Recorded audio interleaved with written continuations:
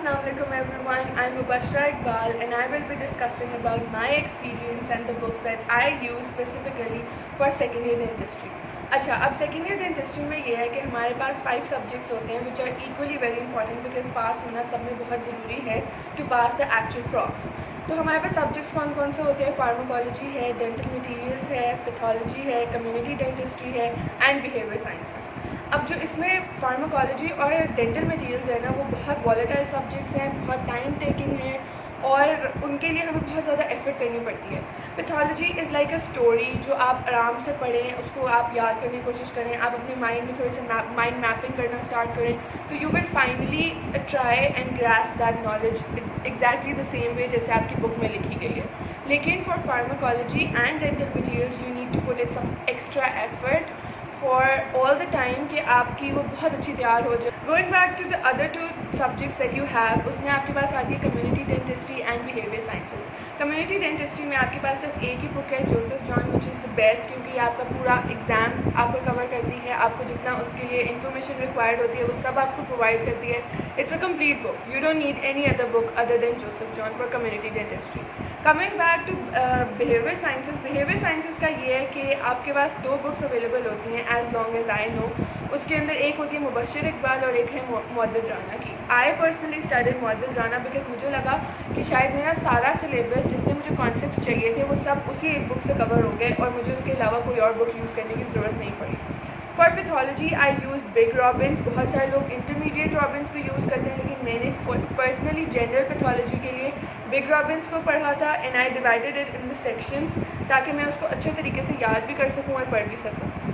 It's a detailed book, बहुत अच्छी book है और बहुत ज़्यादा डिटेल में आपको सारे कॉन्सेप्ट क्लियर किए जाते हैं आपके बिग रॉबिन्स से. तो आई वुड सजेस्ट कि आप बिग रॉबिन्स करें, लेकिन अगर किसी से बिग रॉबिन्स नहीं हो रही या आपको प्रॉब्लम हो रही है उसमें पढ़ने में या बहुत एक्सटेंसिव लगता है या कवर नहीं होता, तो you can go for intermediate Robbins as well. और फिर आपका एक पैथोलॉजी का सेक्शन होता है माइक्रोबायोलॉजी. माइक्रोबायोलॉजी के अंदर आपका एक ही बुक है which is very essential and you should use that book exceptionally, क्योंकि that books cover everything from parasite, from bacterias, from viruses, each and everything that is necessary for exam point of view. तो वो आपकी एक book है, Livingstone उसका नाम है, and that is very essential और बहुत अच्छी बुक है if you cover that. Bacteria ज़्यादा इंपॉर्टेंट है फॉर डेंटिस्ट्री. इसमें वायरसेस का कम होता है थोड़ा सा. बैक्टीरियाज बहुत इंपॉर्टेंट है, स्पेसिफिकली दोज जो कि आपके ओरल कैविटी के बैक्टीरियाज होते हैं वो बहुत एसेंशियल हैं. Then coming back to pharmacology. अब फार्माकोलॉजी ऐसा सब्जेक्ट है which is very volatile, I already told you. तो आपको उसमें थोड़ी सी एफर्ट ज़्यादा करने की ज़रूरत है, क्योंकि बहुत सारे ड्रग्स के नाम होते हैं और हम बहुत ज़्यादा कंफ्यूज हो जाते हैं उसके अंदर कि इतने सारे नाम आ रहे हैं, कैसे करना है, और समझ में नहीं आ रहा होता कि किस तरह से इसको याद करेंगे. तो आप इसको कैटेगराइज करें, मेक निमोनिक्स, मेक क्लासिफिकेशंस, और उस तरह से आप उसको रिवाइज कर सकते हैं. अदरवाइज़ बहुत मुश्किल हो जाता है फार्माकोलॉजी को पढ़ना. फार्माकोलॉजी के लिए you can go for mini Katzung, you can go for Lippincott, you can go for big Katzung, but what's most recommended और जो मैंने यूज़ किया था वो मैं आपको बता रही हूँ, which is I used mini Katzung for everything और थोड़ा बहुत लिपिनकॉर्ड आई वुड यूज़. कि जो चीज़ मुझे लगता था या जो मेरी फ्रेंड्स पढ़ रही होती थी कि वो उसमें से अच्छा लग रहा है, तो या वो मुझे बता देता था कोई कि ये चीज़ इसमें अच्छी है, तो I would go for Lippincott only for that. Otherwise मैंने cover to cover mini Katzung ही कवर की थी फॉर माई फार्माकोलॉजी प्रॉफ.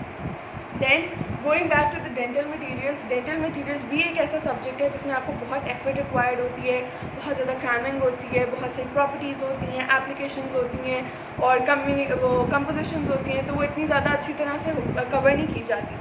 तो इसलिए आई वुड रिकमेंड कि आप for dental materials there are recommended books which is Phillips, McCabe and JP.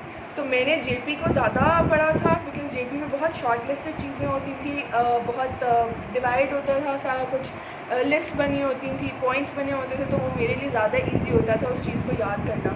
लेकिन मैकेब और फिलिप्स दोनों को मैंने फिर भी पढ़ा था. कंसल्ट मैंने दोनों ही की थी. ऐसा नहीं था कि मैंने कोई भी बुक छोड़ दी हो, मैंने तीनों बुक्स को लेकर चली थी. लेकिन एंड पे जाके ये हुआ था कि कुछ चीज़ें मैंने अपनी जेपी के ऊपर ही लिख ली थी फ्रॉम मैकेब एंड फ्रॉम फिलिप्स. तो at the end of the day मैंने सिर्फ और सिर्फ जेपी की थी. जब मेरा प्रॉपर दिन आया था only JP and YouTube and that's it.